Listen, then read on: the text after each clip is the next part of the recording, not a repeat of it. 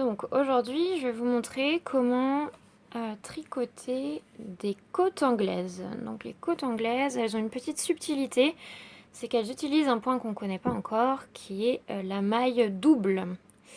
Donc pour créer des côtes anglaises, il faut tout d'abord monter ses mailles. Ensuite, le premier rang, on tricote toutes les mailles à l'endroit. Donc jusqu'ici, pas de difficulté. C'est au rang 2 qu'on va commencer à intégrer cette maille double. Donc vous commencez d'abord la première maille de votre rang avec une maille endroit classique. La deuxième maille en revanche, vous allez la tricoter en maille double. C'est-à-dire que contrairement à la maille endroit classique qui se tricote ainsi, vous allez piquer votre aiguille dans la maille qui se situe en fait au rang précédent, juste en dessous, ici, clac.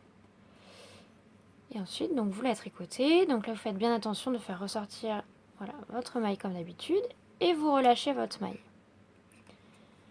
Ensuite, vous refaites une maille endroit classique, puis une maille double.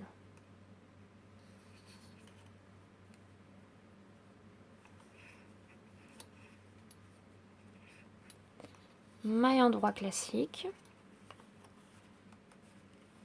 puis une maille double.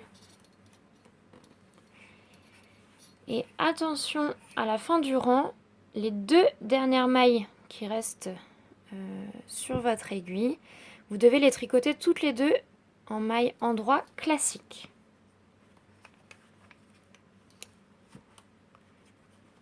Voilà, donc ça c'est le rang type des mailles anglaises.